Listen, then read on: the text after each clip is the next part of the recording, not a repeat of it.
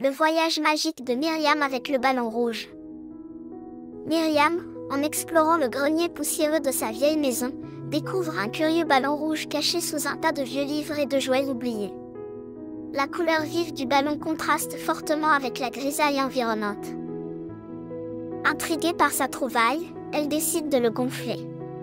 Pendant qu'elle souffle, Myriam remarque que le ballon se comporte de manière inhabituelle, comme s'il était animé par une sorte de magie subtile. Il devient plus lumineux à chaque bouffée d'air. Une fois gonflé, le ballon commence immédiatement à flotter de manière étrange, défiant les lois de la gravité. Il se stabilise juste au-dessus du plancher craquant du grenier, vibrant légèrement dans l'air chargé de poussière. Poussée par la curiosité et une pointe d'excitation, Myriam saisit la corde attachée au ballon. À sa grande surprise, dès qu'elle tire sur la corde, le ballon s'élève brusquement, l'emportant avec lui à travers la lucarne ouverte du grenier. Elle se retrouve flottant au-dessus de son quartier, la maison rapetissant rapidement sous elle. Les toits des maisons voisines se transforment en petites boîtes colorées dispersées parmi les arbres verts et les rues sinueuses. Myriam, tenant fermement la corde, commence à sourire, émerveillée. Myriam s'éleva au-dessus des nuages, le ciel embrasé par les teintes orangées du coucher de soleil. Le monde semblait s'ouvrir devant elle, offrant une palette de couleurs qui dansait au rythme du soir naissant. À son arrivée dans une forêt mystérieuse, les arbres s'animaient, leurs branches ondulant comme pour la saluer. Chaque feuille murmurait des mélodies douces, créant une symphonie naturelle qui l'accueillait dans ce royaume enchanté. Un cerf majestueux, parlant d'une voix calme et profonde, s'approcha de Myriam. Il lui proposa de l'accompagner pour explorer les merveilles de cette forêt magique. Ensemble, ils marchèrent vers des aventures encore inconnues. Ils traversèrent des rivières dont les eaux chantaient des airs joyeux et des montagnes qui racontaient des histoires anciennes.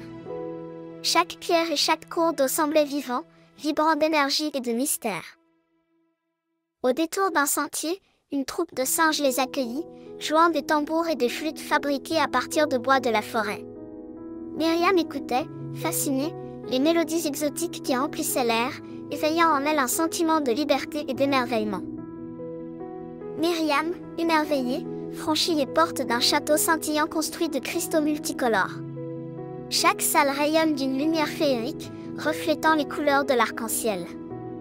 L'atmosphère est emplie de la mélodie douce d'une harpe jouée par un faune souriant. À l'intérieur du château, elle est accueillie par une assemblée d'êtres fantastiques. Ils l'invitent à partager un festin somptueux, où des mets exotiques et des boissons pétillantes sont servis sur des plats d'argent. Myriam goûte à des saveurs qu'elle n'avait jamais imaginées.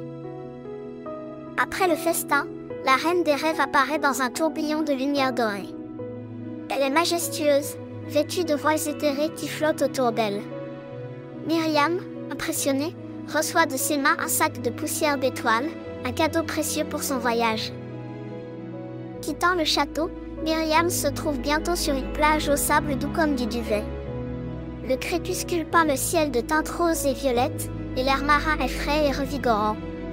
Elle marche pieds nus, sentant les grains fins sous ses pas. Sur la plage, des dauphins émergent de l'eau, leur présence gracieuse ajoutant à la beauté du paysage.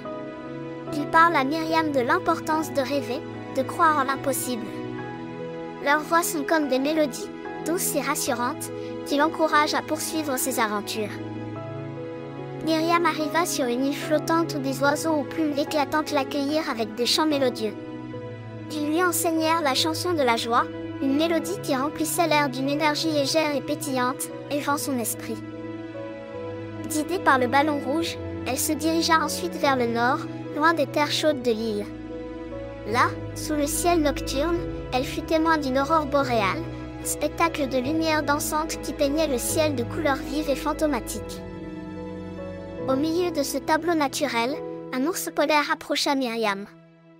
Avec une voix calme et posée, il partagea avec elle les secrets de la patience et de la persévérance, lui apprenant à attendre tranquillement que les choses se déroulent à leur rythme naturel. Finalement, le voyage magique toucha à sa fin et Myriam retourna chez elle. Elle atterrit doucement dans son jardin, les pieds touchant l'herbe fraîche. Son cœur était lourd de quitter le monde fantastique, mais elle se sentait revigorée et inspirée. En se réveillant le lendemain matin, Myriam trouva le ballon légèrement dégonflé, étincelant sous le rayon de lune qui se faufilait à travers la fenêtre. Elle le rangea dans son coffre à jouets, un sourire sera aux lèvres, prête pour les futures aventures que ses rêves lui réserveraient. Myriam regarde le ballon définitivement dégonflé, qui maintenant scintille doucement sous la lumière argentée de la lune. Elle se sent enveloppée d'une paix profonde, touchée par la magie de lieux qu'elle a visités et des rencontres qu'elle a faites. Avec un sourire rêveur, elle porte le ballon jusqu'à son coffre à jouets, le déposant délicatement parmi les autres trésors de son enfance. Elle ferme le couvercle, ses pensées vagabondant vers de futures aventures, certaine que le monde de ses rêves est sans limite.